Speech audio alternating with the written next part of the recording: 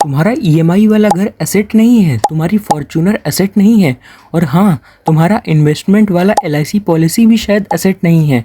अब अगर तुम अभी भी सोच रहे हो ये तो गलत बोल रहा है, तो मैं तुम्हें बता दूं 90% से ज़्यादा इंडियंस यही गलती करते हैं और इसी गलती की वजह से वो 60 साल में भी रिटायर नहीं हो पाते। अगर आप सोचते हो कि ये वीडियो सिर्फ एसेट वर्सेस लायबिलिटी की डेफिनेशन सिखाएगी तो रुक जाइए, ये वीडियो उससे कई गुना ज़्यादा है, क्योंकि अगले 10 मिनट में मैं तुम्हें वो चीज़ें दिखाऊंगा जो तुम्हारी पूरी फाइनेंशियल लाइफ का डायरेक्शन बदल देंगी। जी हाँ, वेलकम टू ब्रांड डिकोडेड, जहाँ सिर्फ कंपनीज को ही नहीं पोटेंशियल मनी को भी डिकोड किया जाता है। सोचो, राज नाम का एक लड़का है, उसकी सैलरी 60,000 रुपीज़ है। उसने सोचा चलो एक अच्छी सी कार ले लेते हैं, लोग इम्प्रेस होंगे और स्टेटस भी बनेगा। कार ली, शुरू में 15,000 रुपये पर मंथ की ईएमआई शुरू हो गई। 5 साल बाद राज के पास क्या है? एक कार जिसकी वैल्यू अब 40% डिप्रिशिएट हो चुकी है और बैंक अकाउंट में सेविंग्स के नाम पर कुछ भी नहीं, ज़ीरो है उसके पास। दूसरी तरफ उसी का कलीग अमित है, जिसने सेम सैलरी में सेम टाइम पीरियड में कुछ ऐसा किया जो बोरिंग था, लेकिन उसके पास एक एसेट है जो हर महीने उसको पैसे देता है। मैं तुम्हें अभी नहीं बताऊंगा अमित ने क्या किया, क्योंकि अगर मैं बता दूंगा तो तुम्हें लगेगा कि इतना सिंपल सा ही तो कॉन्सेप्ट है, तो तुम इसमें छुपी हुई पावर को मिस कर दोगे। थोड़ा रुको, ये दोनों लड़के सेम सैलरी सेम सिटी, बस एक के पास 5 साल में कुछ भी नहीं बचा और दूसरे के पास फाइनेंशियल फ्रीडम के लिए पहला कदम हो चुका है। फर्क सिर्फ एक चीज़ का है, वो समझते थे एसेट और लायबिलिटी में फ़र्क क्या है। तो चलो सिंपल से तरीके से समझते हैं। असेट वो चीज़ है जो तुम्हारी पॉकेट में पैसा डालता है, लायबिलिटी वो चीज़ है जो तुम्हारी पॉकेट से पैसा निकालता है। बस इतना ही सिंपल है, इसके आगे जितनी कॉम्प्लेक्सिटी है वो सब इसी एक लाइन से निकलती है। एक एग्जांपल लेते हैं, एक शॉप है जिसमें तुम 5 लाख रुपए लगा के एक छोटी सी किराने की स्टोर खोलते हो। हर मंथ वो शॉप तुम्हें 15,000 रुपीज़ का प्रॉफिट देती है। ये एसेट है क्योंकि पैसा तुम्हारी जेब में आ रहा है। और दूसरी तरफ तुमने एक बाइक ली, ईएमआई 8,000 रुपीज़ पर मंथ की दे रहे हो, plus petrol plus service plus insurance, हर महीने तुम्हारे अकाउंट से पैसा कट रहा है और बदले में कोई इनकम नहीं हो रही। ये लायबिलिटीज़ है। सिंपल ना? लेकिन यही सिंपल कॉन्सेप्ट जो लोग जानबूझकर अनजाने में उल्टा समझ लेते हैं।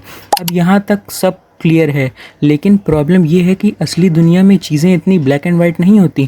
एक चीज़ है जिसे सारा देश एसेट बोलता है, जो हमारे पेरेंट्स की जनरेशन में सबसे सेफ इन्वेस्टमेंट मानी जाती थी, और वो चीज़ एक्चुअली लायबिलिटी है। गेस कर सकते हो कौन सी चीज़? नहीं गेस कर पाओगे, क्योंकि ये चीज़ इतनी डीप है कि इंडियन कल्चर में इसको क्वेश्चन करना ऑलमोस्ट गुनाह लगता है। 3 मिनट में पता चलेगा। चलो अब रिवील कर ही देता हूँ। वो चीज़ है तुम्हारा खुद का घर जिसमें तुम रह रहे हो। रुको, गुस्सा मत करना, पहले सुन लो पूरी बात। जिस घर में तुम रह रहे हो, उसकी ईएमआई भर रहे हो, वो टेक्निकली एक लायबिलिटी है, क्योंकि हर महीने उसके थ्रू तुम्हारी जेब से पैसा निकल रहा है। EMI, property tax, maintenance, repair, और बदले में कोई कैश फ्लो नहीं आ रहा।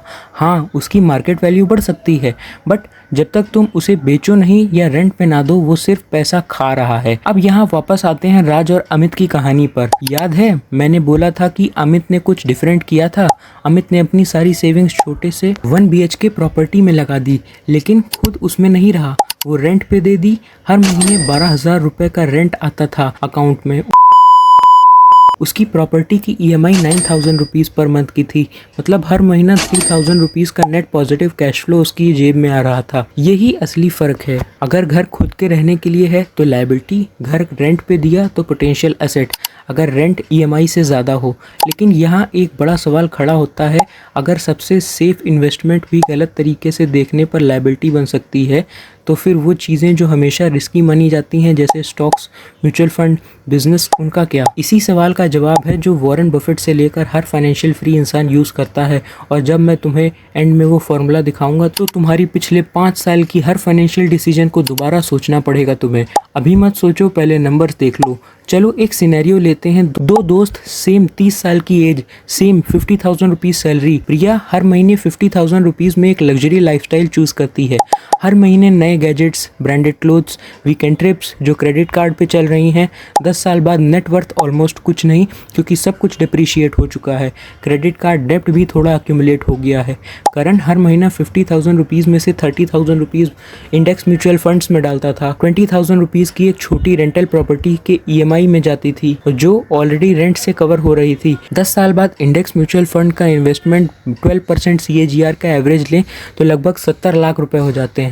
Rental property fully paid of, market value रफली डबल हो चुकी है, प्लस मंथली रेंटल इनकम भी कंटिन्यू हो रही है। ये ही है, याद है हमने डिस्कस किया था कि घर वाला कॉन्सेप्ट। करण ने एग्जैक्टली वही प्रिंसिपल यूज किया। उसने अपना पैसा उन चीजों में लगाया जो कैश फ्लो जनरेट करती हैं, ना कि सिर्फ स्टेटस और इमोशनल इंटेलिजेंस। फर्क सिर्फ 10 साल का नहीं, फर्क एक डिसीजन का है। आपको अपना पैसा कहीं लगाते वक्त एक सवाल पूछना है, क्या ये मेरे अकाउंट से पैसे निकालेगा या मेरे अकाउंट में पैसे डालेगा। अब टेंशन बढ़ती जाती है, क्योंकि अगर इतना सिंपल सा सवाल है तो लोग बार बार ये गलती क्यों करते हैं?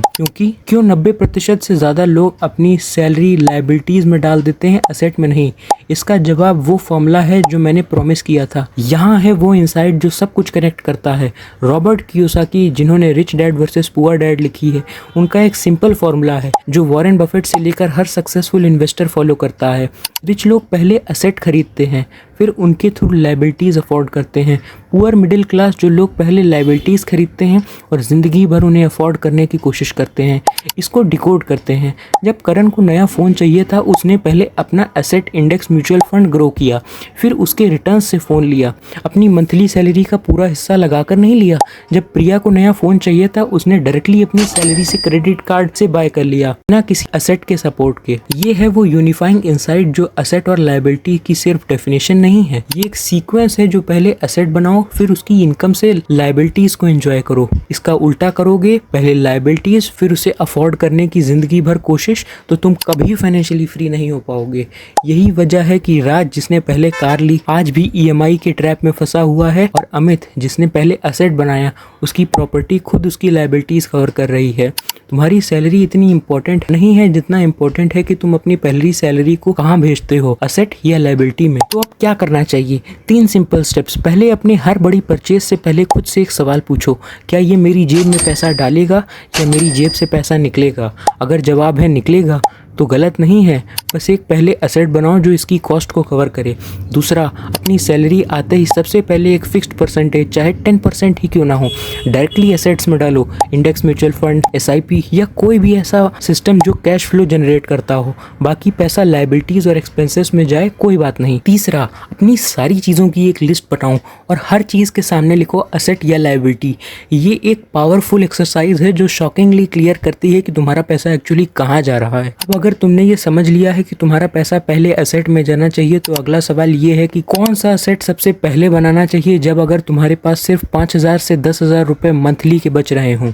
इसी टॉपिक पे अगली वीडियो आ रही है और मैं तुम्हें वहाँ एक ऐसी स्ट्रेटेजी दिखाऊंगा जहाँ सिर्फ 5,000 रुपीज़ मंथली इन्वेस्ट करके पहला रियल एसेट खड़ा किया जा सकता है, बिना किसी बड़े रिस्क के। और अगर तुमने वो वीडियो मिस कर दी तो तुम भी वही मिस्टेक करोगे जो राज ने हमारी बताई हुई कहानी में करी थी। कमेंट में नीचे बताओ कि तुम्हारे पास जो भी चीज़ें हैं उनमें कितनी एसेट हैं और कितनी लायबिलिटीज़।